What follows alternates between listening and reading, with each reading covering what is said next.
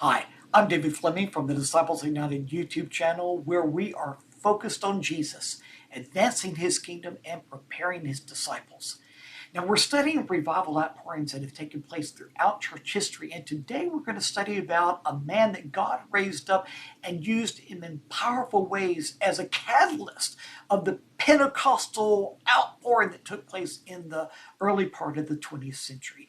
This man's name was Charles Parham.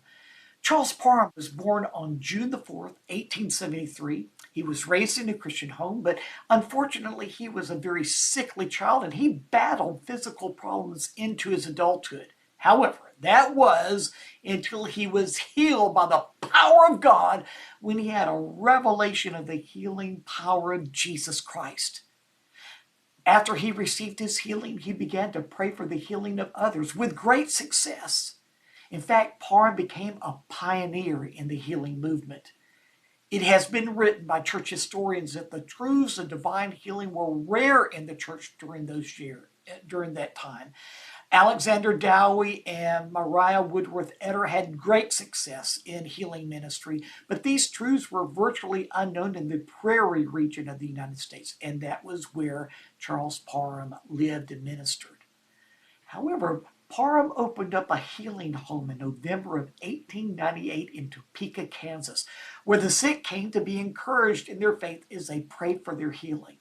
It was soon thereafter that Parham started a Bible college in October 1900.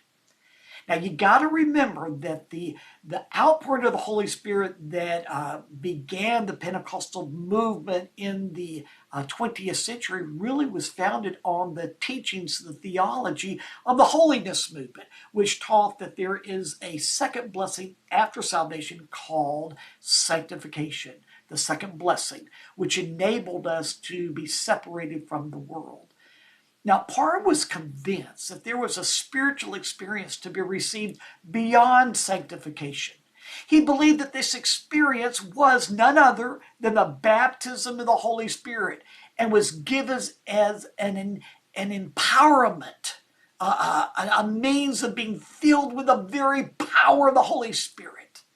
Now, near the end of 1900, Parham gave his Bible college students an assignment to find the manifestations in the Word that accompanied the baptism in the Holy Spirit.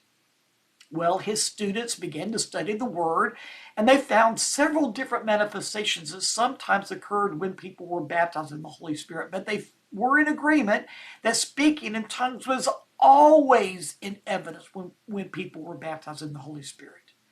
This became the classic Pentecostal teaching concerning the baptism of the Holy Spirit. That when you are baptized in the Holy Spirit, you will speak in tongues. Well, so what did the students do? They began to pray that the Lord would baptize them in the Holy Spirit, and they fully expected that they were going to speak in tongues when the Holy Spirit came upon them and baptized them.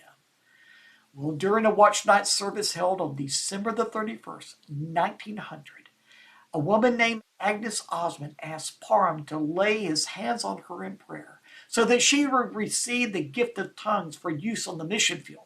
Her belief was that God was going to give her the language of the people to whom she was going to go minister. Well, Parham prayed for her, and she immediately received the baptism of the Holy Spirit and began to speak in the Chinese language. Parham later wrote about this event. Let me read it to you. I laid my hands on her and prayed. I had scarcely repeated 36 sentences when a glory fell upon her. A halo soon seemed to surround her head and face, and she began speaking the Chinese language and was unable to speak English for 3 days.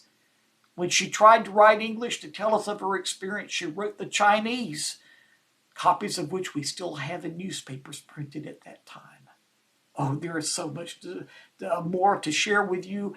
So join me tomorrow. You don't want to miss this.